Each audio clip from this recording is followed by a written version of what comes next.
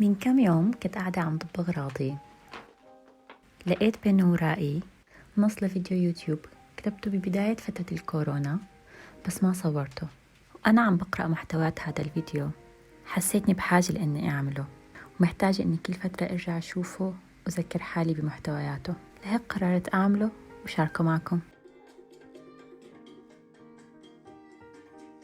أنا هلأ تخطيت منتصف عشرينياتي، حققت كتير من أحلامي وتخليت عن كتير منها كمان.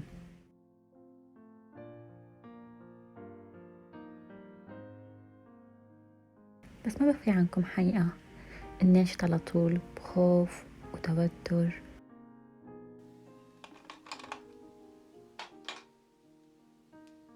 وكتير من الأحيان نسيت وقف واستمتع باللحظة اللي أنا عم عيشها.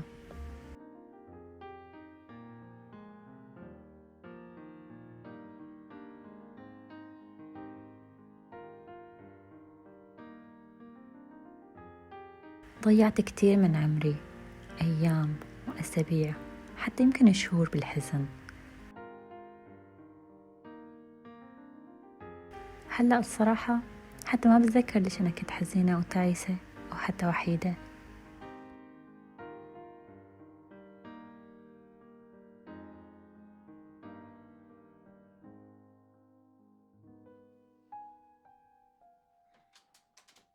لفترة طويلة من عمري كنت مفكرة أني لازم أتلقى الحب من الناس اللي حوالي لحتى أحس أني محبوبة.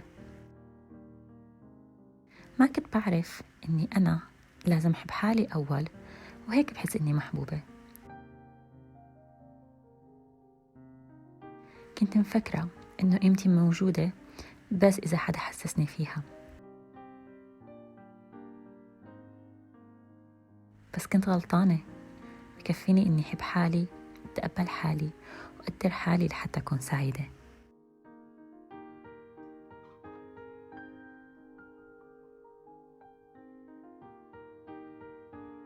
بس للأسف أنا سمعت كتير لكلام الناس وسمحت لهم يقللوا من قيمتي. طويلة كتير، نحيفة كتير، طويلة هبيلة، عصاية طقي. خليت وسمحت لهم إنه يقللوا من ثقتي بنفسي.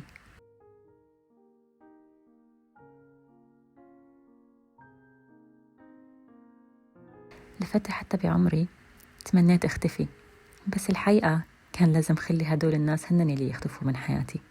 والأسوأ من هيك إني صدقت هالكلام وصرت ردده أنا على حالي. كتير ظلمت حالي، قضيت وقت طويل وأنا عم قارن حالي بغيري، شوف سلبياتي أكتر من إيجابياتي. كنت قاسي على حالي.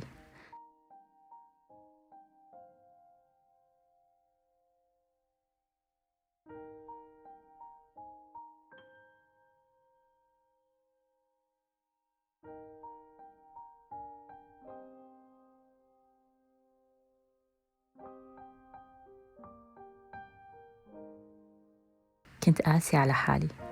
أخذ مني كتير وقت لأتعلم إنه إذا أنا ما حبيت حالي وكنت لطيفة مع حالي، مين اللي حيحبني ويكون لطيف معي؟ مين حيعاملني منيح إذا أنا ما كنت مؤمنة إني بستاهل أتعامل منيح؟ الصراحة الحياة كانت قاسية علي، بس أنا كنت قاسي على حالي أكتر منها.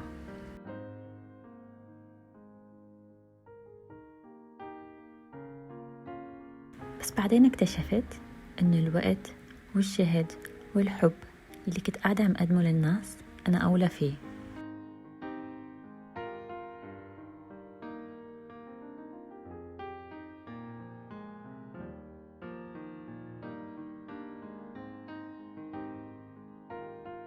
نتيجة لاعتقادي إني مالي منيحة بما فيه الكفاية خليني ضيع فرص كتير.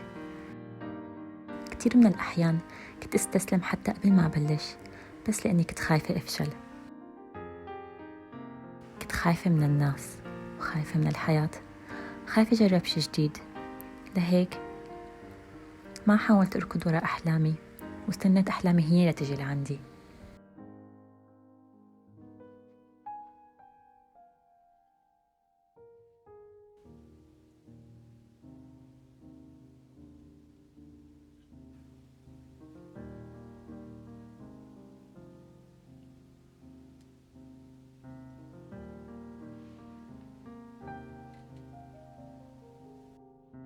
ومجرد ما بعدت عن الناس السامة والسلبية اللي كانوا قاعدين عم يستنزفوا طاقتي، اكتشفت أنه ما مشكلة إذا كنت لحالي. إني أكون لحالي أحسن ما أكون مع ناس غلط ما بدعموا نجاحي.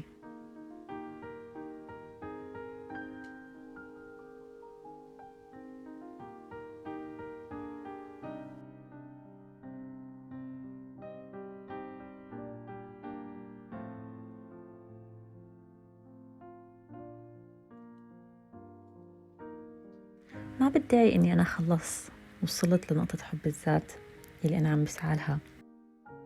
هذا الشي ما بيصير بلحظة، هو مجرد إني أنا أخذت القرار فخلص أنا حققته. هو عبارة عن رحلة، وأنا كل يوم عم حاول أخذ خطوة باتجاه طريق حب الذات.